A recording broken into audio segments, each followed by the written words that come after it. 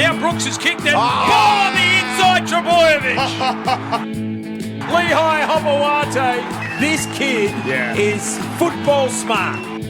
We got what we deserved ultimately because, probably the effort parts of the game and the discipline they beat us. So, that was really disappointing. Hamoli Olakau'atu, who's on the extended bench for the New South Wales Blues here tonight, he's in a suit. He comes in late and the NRL has they've banished him to the sheds. Here's DCE. They've got a 6 again. He kicked it straight away. Oh! Ethan Strange went straight over the top of the footy. It sat there like a golden egg for Daly Cherry Evans. He scooped it up and scored the try. Wow. All right, Michael Carayannis. We've got to give a grading to the Manly Seagulls for 2024. 7th on the ladder, did have a win in the semi-finals. 13 wins, 10 losses, 1 draw, but won 24-22 versus Canterbury first week of the finals, then lost, as we know, 40 points to 16 v the Roosters to end their season. What did you make of it? A side that I love watching Yes. because of the way they play their footy, but they can attack anywhere in the field. That they've bought speed, they use their speed. Yep. Daly Cherry Evans still near the top of his game. Tom Trbojevic was decent for him. Luke Brooks was a great buy. Started the year really, really well, and then maybe fell away a little bit at that back end of the year. But they're a side that lacked a bit of underbelly, a bit of resilience, and a bit of toughness in that middle third of the field, and I think that's why they sort of didn't have a complete season. And until they get that, I don't know if they're going to mix it with the big guys. So that's what they're in search of in the off-season, aren't they? So I go back to the Leichhardt loss to the West Tigers, 34 points to 26. That just came out of nowhere. It was just a horrible performance after they'd had 2 straight wins, good wins against the Raiders and the Warriors. And then that last game of the year against Cronulla, where at Four Pines, where they were really poor, were beaten 40 points to 20. Yes. And that is almost like the embodiment of what you're saying.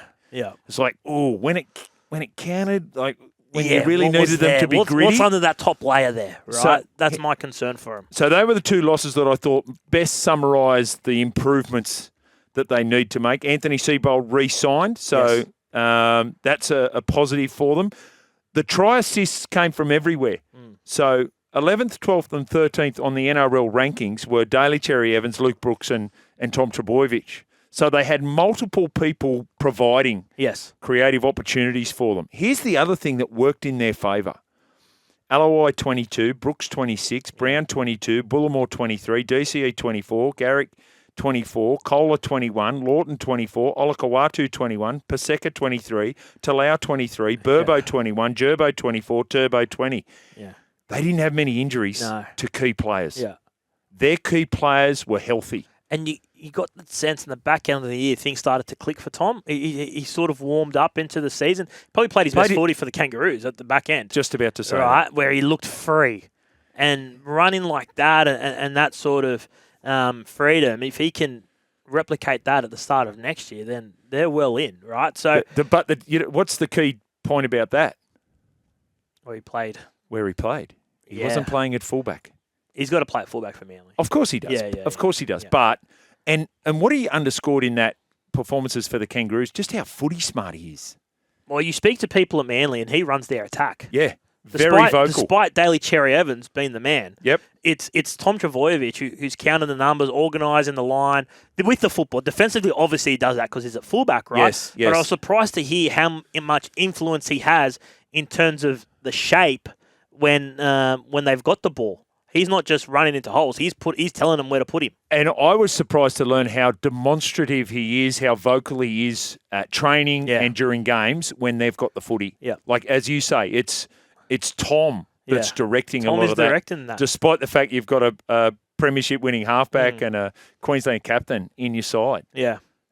Which suggests that he could play somewhere other than, the Tom Trbojevic to 5'8" is not outrageous. No. Not yet. Not yet. But not outrageous. Not yet. Aaron Wood's retired too, and I know you and Aaron have had a little bit of a head-to-head last week. So I just wanted to bring that up. Did you have anything to say on that? He'll be missed. Nothing to say. I thought he retired 2 years ago. No. Oh, bang! Punching down to our friends at Triple M. We love that. No. We love that. The positive for and against, plus 113. It underscored just how many points they can score. When they can run hot, they run hot. They are good to watch. They're fun to watch. They're good to watch. And Hamole Olakawatu, I know he was so much better for his appearance at State of Origin level. Yep. I thought that he was overawed a little bit by State of Origin. The pace of the game got to him a little bit. But on the back of that, he improved, and he's going to be a key. Some of the play that he was back end of the season where he was pulverising people. Yeah. He looked like he played with a bit of a chip on his shoulder in the back half of the year. Is what they need, because he's a man mountain. He's got great footwork. He's got great skill. He's so strong on the edge. He's a threat in the air. He's a threat on the ground. Yeah. He's a threat before the line, through the line, after the line. And he's signed for 7 years. Yes, he's locked in. That's the other part about it. The one that needs to kick, and he's got all the attributes, is Taniela Paseka. He's the one in the middle of the field. I think he's a really, really good player. But he's got to own that middle third for him. From what I understand, he went very close to playing for New South Wales. He's a good player. Yeah. That's what I'm saying. But he's a very, very good player. He's in that sweet zone now for a prop forward. Like, what is he, 27? Yeah, he's 27, just turned 27. So, he's played 120 games. So now he's in that stage. Now he's got to go to that next tier. I haven't got it. What was his average minutes last year or 2024? Do we because he needs to be getting to 45, 50 minutes. He's got to become the dominant middle at Manly. Yeah. Even though Jake's there and whatever the case may be, he has to be the dominant middle and play the most minutes. And I believe that he can do that. So that's what I'm saying. The ability's all there. Yep. It's just a matter of getting it consistently on the field and really just owning that. He's got to own that middle for him. So, boys, the Manly way is still the greatest thing to watch in the off-season. Some of the young kids they have signed look highly talented, especially the tall outside back, Navern Willett. Okay, 5'3", 2". I don't know Navern Willett, but Onatoni Large is apparently making an impact over there. He's still got another year of year 12.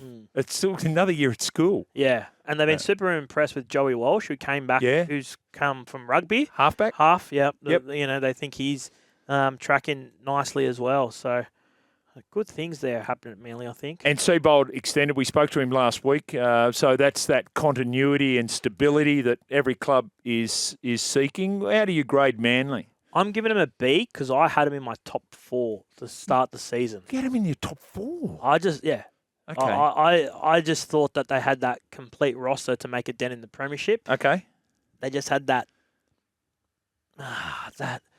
underbelly in the middle. If they can shore up their defence, and I think Ruben Garrick in his first full season at centre struggled defensively at times as well, which was a concern. If they get the defence right, they can beat anyone any day. Well, who plays in that? Like Ruben Garrick's position in the side, despite what the Maestro says. Maestro earlier this year likened him to Jamie Lyon. Everyone went, whoa, hang on, now you're getting a little ahead of yourself. But Lehigh Hopewade has shown himself in a very short space of time, and now with another preseason under his belt, you go, well, this kid's just a footballer. Yeah, someone misses out. Tommy Talau was outstanding for him. He played a consistency that I didn't think he had in him. He was really good for him.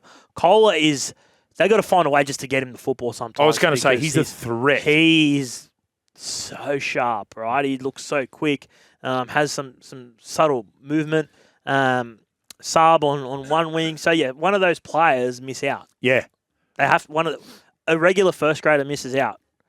But that's all well and good, but it's back to that point that you made earlier. It's like the middle third of the field. It's the middle third. And how do they do that? Yeah, apparently all conversations, they've been really impressed with Jazz Tavanga who's arrived, and Takiaho has been really good for him as well. So maybe they stiffen up that middle bit of the field. I give him a B. What did you give him? I gave him B+. Yeah. Because my expectations weren't as high as yours. Yeah, that's fair. That's fair. But they will be an interesting watch for a number of reasons in 2025 because there is now further expectation. The market says that.